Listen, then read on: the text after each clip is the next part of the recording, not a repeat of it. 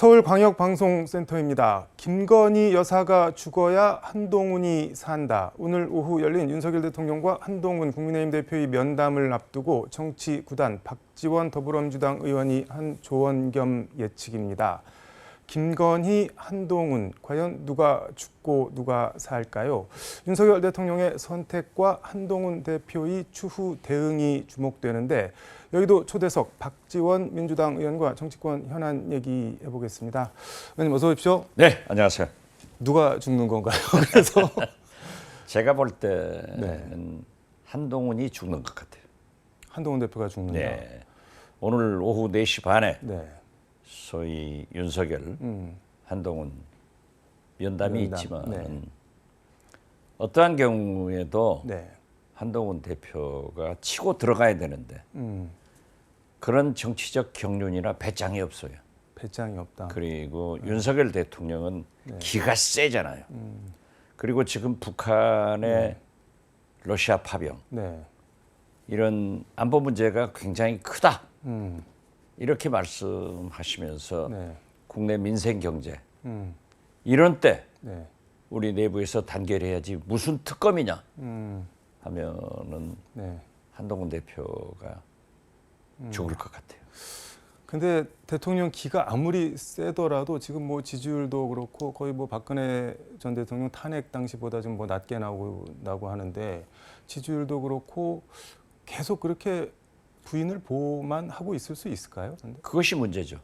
그러니까 나라가 망가고 있는 거죠. 윤석열 대통령은 네.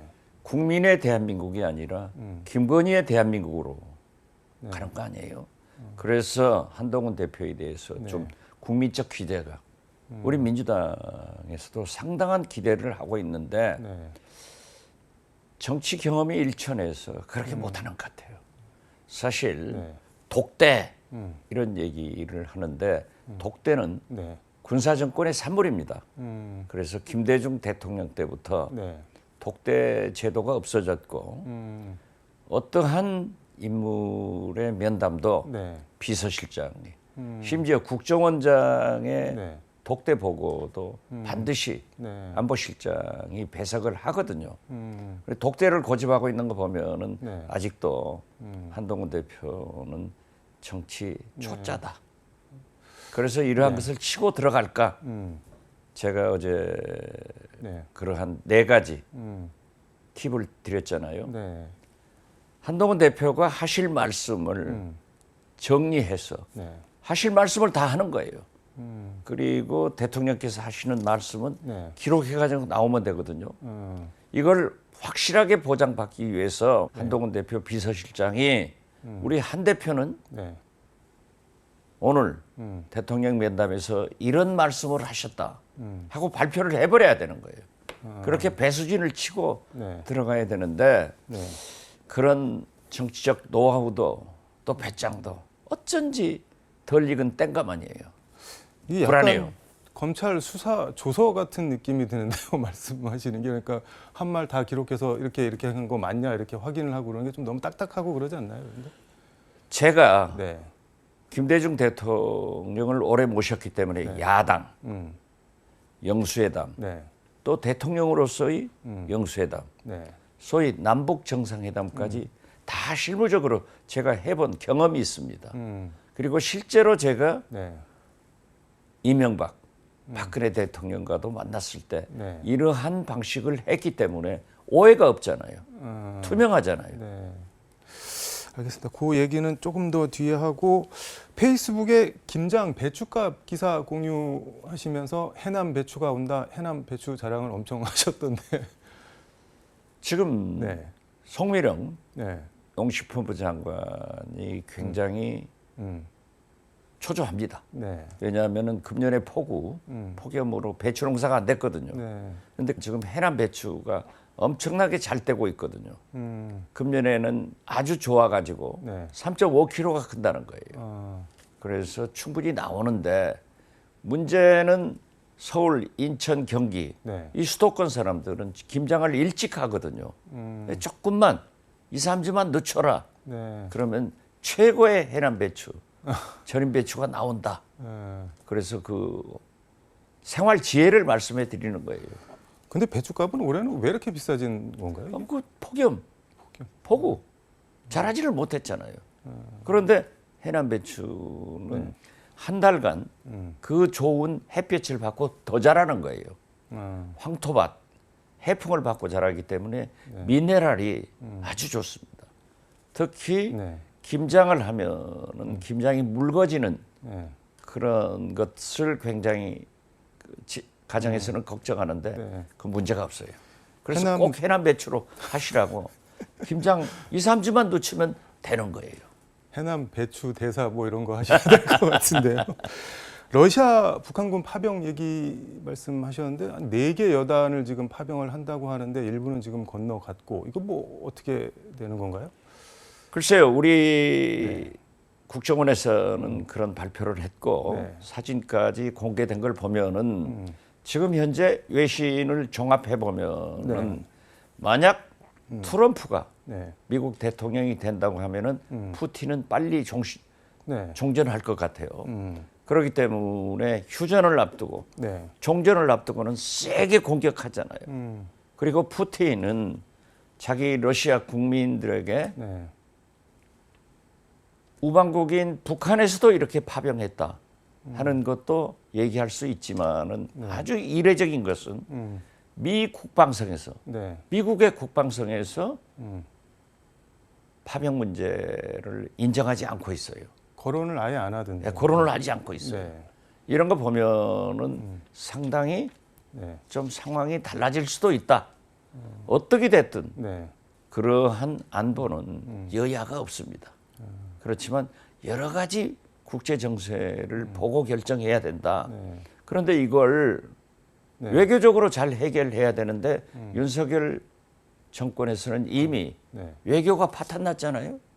러시아하고도 북한과도 중국과도 오직 미국 그 움직임을 잘 봐야 되는데 왜 미국 국방부에서 시인도 부인도 거론하지 않을까? 이걸 좀 잘 생각해 봐야 된다 생각합니다. 왜 거론을 안 하는 걸까요, 미국은? 종전이 가까워 오는 것도 아닌가 이런 생각도 같지만은 확실한 것은 모르겠습니다. 그 종전 관련해서 그 말씀하신 대로 지금 트럼프 대통령 같은 경우는 자기가 대통령 당선되면은 바로 종전시킬 수 있다. 그러니까 어떻게라고 사람들이 물어보면은 무기 지원 안 하고 우크라이나 지원 안 하면 거기 전쟁 더 못 한다. 그러면은 자동으로 종전이 될 거다. 이제 뭐 지금 그러고 있는데 이 푸틴 대통령은 이제 트럼프 대통령이 될 거로 보고 11월이나 12월에 종전을 할 거로 예상해서 한치라도 우크라이나 땅을 더 먹으려고 지상전하려고 지금 북한군 특수부대 받아간 거 아니냐? 뭐 이렇게 보는 사람들. 그 예측이 아까도 제가 얘기했지만 맞는 거예요. 맞는데 지금 현재 우크라이나 전에 미국에서 무기 지원, 포탄 지원을 안 하면은 그대로 할 수 없거든요. 그러나 트럼프가 최근에 보면은 경합주 7개 주에서도 6개 주가 앞서 나가더라고요. 앞서 나가잖아요. 그래서 상당히 당선 확률이 높다. 이렇게 보는데 푸틴도 여기에 대한 대비 아닌가. 그리고 미국 국방성에서 그러한 코멘트를 하지 않는 게 저는 어쩐지 그쪽 아닌가. 이렇게 예측을 하는데 문제는 윤석열 정부예요. 외교 라인이 파탄됐잖아요. 포탄 더 지원한다 뭐 그런 얘기도 일각에서 나오는 것 같아요. 글쎄요. 그러한 것은 지금 봐야죠. 두고 봐야죠. 윤석열 대통령이 긴급 안보회의 열어서 뭐 좌시하지 않겠다 이러면서 뭐 모든 수단을 국제사회와 공동으로 뭐 대응하겠다 그러는데 좌시를 안 하고 우리가 할 수 있는 수단이 뭐 어떤 게 있을까요? 뭐 대통령으로서는 일단 대북 문제이기 때문에 그렇게 강하게 말씀할 수 있지만은 미국 보세요. 미국 미 국무성에서 뭐라고 얘기했습니까?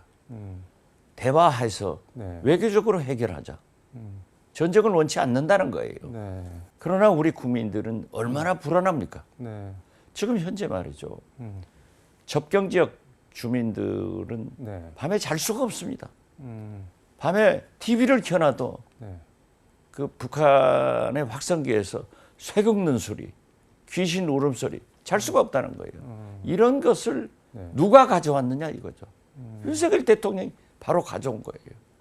그렇기 때문에 저는 대화, 외교적으로 해결하자 하는 미 국무성의 발언이 옳다 이렇게 생각합니다. 페이스북에 안보 불안을 김 여사 등 국내 정치 문제에 활용하면 안 된다라고 적으셨던데 어떤 말씀이실까요? 글쎄 오늘 네. 윤한 면담에서도 네. 윤석열 대통령이 분명히 얘기할 것 같아요. 한동훈 대표에게 네. 지금 이럴 때가 아니다. 북한이 파병하고 네. 이렇게 안보 위기가 있는데 또 민생 경제가 이렇게 어려운데 네. 우리 집권 여당이 당내에서 김건희 특검 가지고 얘기해서 되겠느냐? 뭉치자 하는 것으로 설득할 것 같아요. 일단 한동훈 대표는 뭐 대통령 뭐 인적 쇄신, 뭐 김건희 라인 정리, 그리고 김건희 여사 대외 활동 중단, 그리고 또 추한 게 드러나도 명태균 진상 규명해야 된다, 이렇게 이른바 3대 요구를 했는데 이거 받을 수 있을까요? 그런데? 한동훈 대표의 요구가 네. 민심이에요. 국민 뜻대로 하고 있는 거예요. 네. 그렇기 때문에 모든 언론들이 한동훈 대표한테 특히 네. 부산 금정, 인천 강마 네. 단체장 보궐선거에서 승리하니까 힘을 받았잖아요. 네. 이 힘으로 그러한 얘기를 하고 있는데 맞는 얘기예요. 네. 그렇지만 대통령은 윤석열 여기에서 어떠한 화답을 내놓느냐, 네. 제가 볼 때는 안 할 것 같아요. 네. 아마 국정감사 끝나고 네. 예산국회가 끝나면은 금년 말이나 내년 초에 네. 인적 쇄신 차원에서 개각도 하고 소위 김건희 라인 네. 7사람도 어느 정도 정리를 할 것 아닌가, 이걸 자꾸 네. 바람을 피워낼 거예요. 연기를 피운단 말이에요. 그러면 우리나라 네. 언론이나 우리나라 국민들은 가장 관심이 많은 게 네. 인적 개편이에요. 누가 장관 되냐, 네. 청와대 누가 들어, 대통령실 누가 나가냐. 그래서 또 한 번 그 위기를 모면하려고 공작하는 것 같다, 이렇게 느껴져요. 검찰이 김건희 여사 도이치모터스 주가 조작 의혹에 대해서 뭐 혐의를 입증할 증거를 찾지 못했다, 무혐의 불기소했는데 그거 어떻게 보셨나요? 그건 네. 우리 법사위 국정감사에서 서영교 의원이 네. 제대로 질문을 했어요. 그러면은 네. 도이치모터스에 대한 압수수색 영장을 네. 신청했느냐? 김건희 여사, 네. 최은순, 장모 네. 했느냐? 검찰에서 안 한 거예요. 네. 안 한 거예요. 안 하고 했다 네. 하는 거짓말을 해가지고 들통이 났는데, 오늘 우리가 네. 대감철창 국감. 국감을 하면서도 네. 그 문제의 강혜경 씨가 우리가 민주당이 증인으로 채택해서 나옵니다. 네. 여기에서도 여러 가지가 나오지만은 도이치모터스의 그러한 거짓말, 수사, 국민을 속인 이런 검찰의 태도에 대해서 검찰은 죽었다. 서울중앙지검장은 네. 조종을 쳤다. 이렇게 얘기를 했지만은 지금 현재 네. 윤석열 대통령이 집권 반을 넘기면서 레임덕 현상이 제 경험에 의하면은 네. 항상 내부에서 나옵니다. 네. 검찰이 형식적 충성을 하고 있지만은 네. 검찰 내부에서도 이미 검찰이 죽었다 하는 양심적인 검사들이 움직이고 있기 때문에 저는 어떤 경우에도 도이치모터스 주가 조작에 대한 김건희 여사를 기소하지 않는다고 해서 넘어가느냐? 절대 못 넘어갑니다. 이것은 우리 민주당이 네. 예를 들면 윤석열 대통령이 제대로 임기를 마치더라도 우리 국회의원들은 그 후도 임기가 1년이 있습니다. 네. 그렇기 때문에 반드시 특검으로 간다. 그래서 지금 해결하지 못하면은 네. 거듭 말씀드리지만은 김건희, 네. 윤석열 이 내부는 아주 어려운 곳으로 간다. 큰 집으로 간다 하는 것을 명심해야 됩니다.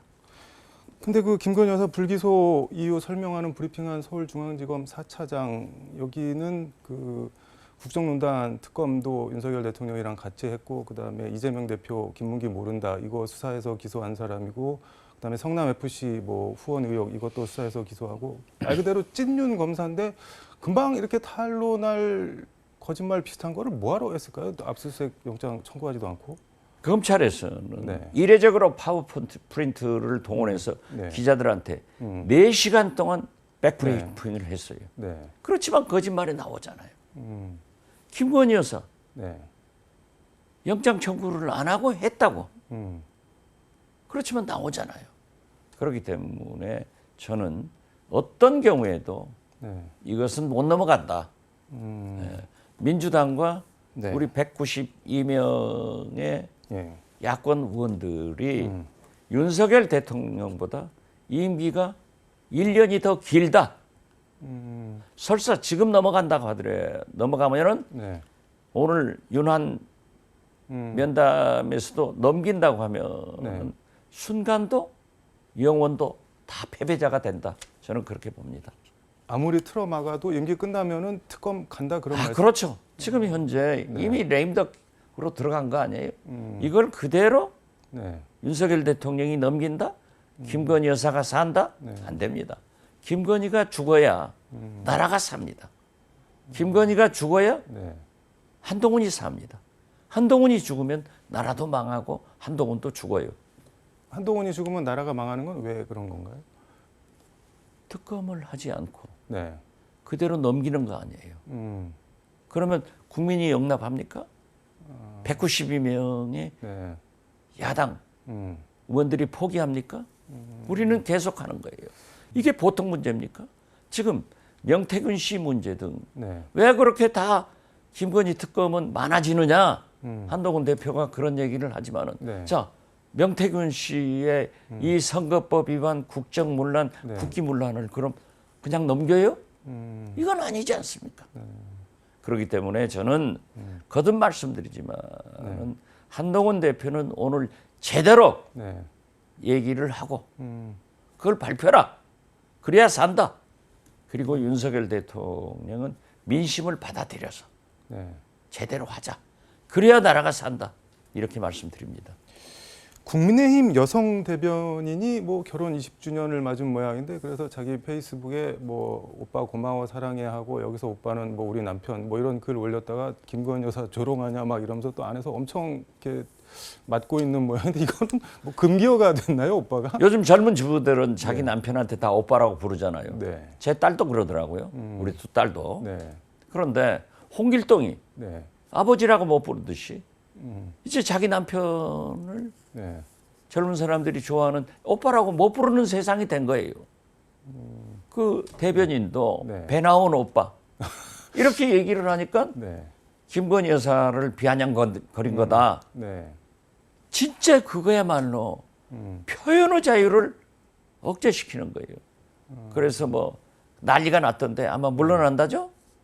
뭐 적절한 조치를 취한다고 한동훈 예, 대표가 그러던데. 이게 되는 거예요. 오직 대한민국은 네. 윤석열 대통령은 김건희 여사 한 사람을 위해서 존재하는 거 아니에요. 5천만 국민을 위해서 존재한다는 것을 알아야 돼요. 그러니까 국민의힘이 네. 민심을 버리고 있다. 저는 그렇게 봅니다. 넌센스 아니에요. 근데 오빠가 개인적으로는 친오빠라고 보시나요? 아니면은 다른 오빠라고 보시나요? 우리 국민은 99%가 네. 대통령 오빠라고 생각해요. 그렇지만 제가 네. 듣는 음. 수집한 정보에 의하면은 네. 이번 오빠는 친오빠라고 저는 봅니다.